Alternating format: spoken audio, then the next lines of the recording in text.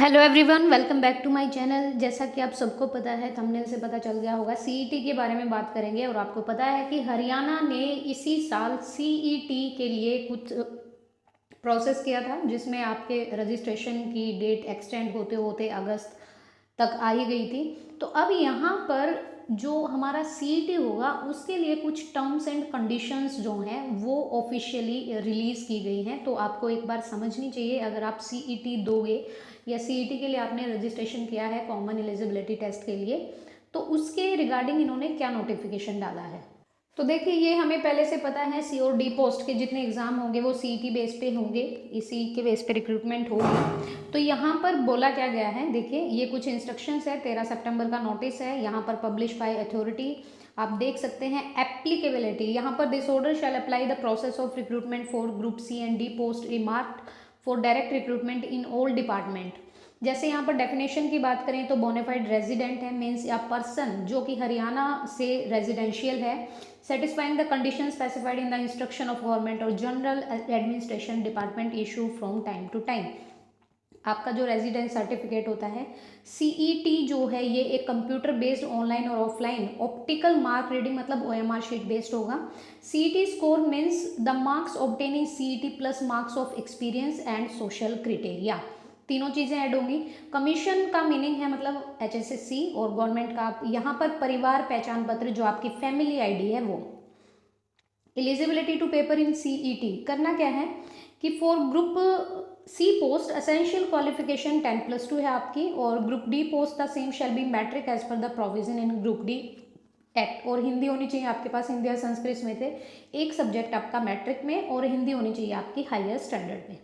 ये फिर रजिस्ट्रेशन था फॉर सीईटी के लिए। यहाँ पर फीस जो है वो दी गई थी, मेल कैटेगरी के लिए कितनी फ़ीस ली थी, और जिसके पास यहाँ पे पीपी नंबर नहीं था, मतलब आपका जो आधार नंबर या फैमिली आईडी का नंबर जो नहीं था, तो उनसे कितनी फ़ीस ली गई थी।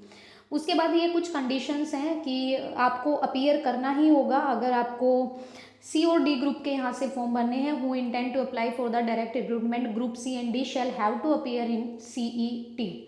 तो इसके लिए क्या है कि एक तो आपका इंक्लूड मैक्सिमम 5% मार्क्स आपके एक्सपीरियंस के और सोशल इकोनॉमिक क्राइटेरिया के। फॉर एग्जांपल, अगर आपने सीईटी में स्कोर किया है 400, then out of 20 marks shall be experience, मतलब आपके 380 मार्क्स यहाँ पर रिटन टेस्ट के और 20 मार्क्स आपके एक्सपीरियंस और सोशल इकोनॉमिक क्राइटेरिया के। An applicant who does not possess the essential minimum education qualification prescribed the post before, मतलब आपने की +2 नहीं या 10th नहीं हुई और सीटी के लिए आपने रजिस्ट्रेशन कर दिया है, तो यहाँ पर is due to appear the examination to attend the appropriate condition आपकी होनी चाहिए, तभी आप सीईटी दे पाओगे।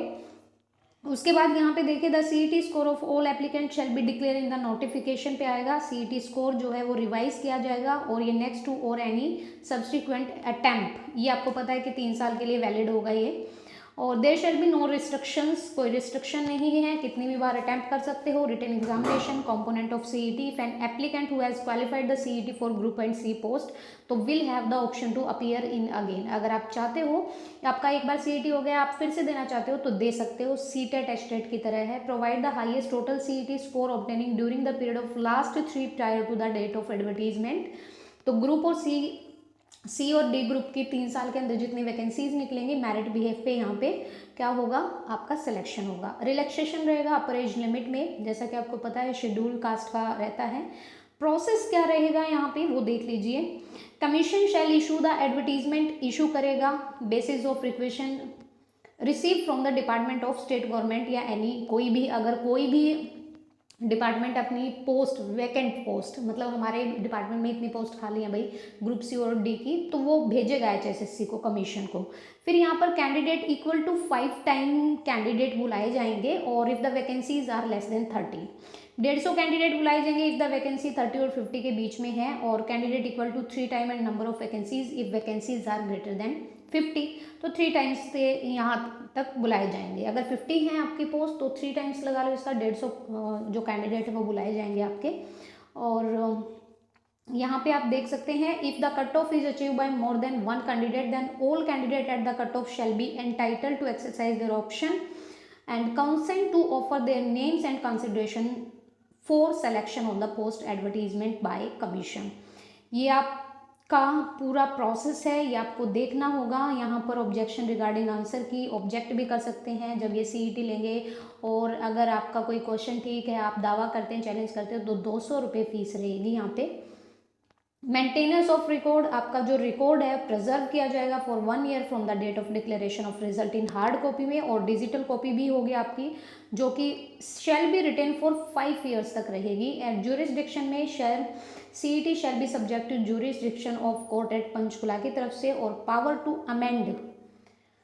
तो यहाँ पर भाई आप देख सकते हैं ये सीईटी बेस का कुछ इंस्ट्रक्शंस एंड कंडीशंस हैं, और अब तैयार हो जाओ, ये सीईटी लेंगे इन पेपर होने के बाद डेट दे सकते हैं, ठीक है। तो this is the video regarding about CET common eligibility test in Haryana. I hope so this video will be helpful to you. पसंद आए तो लाइक शेयर करिएगा और चैनल को सब्सक्राइब कीजिएगा।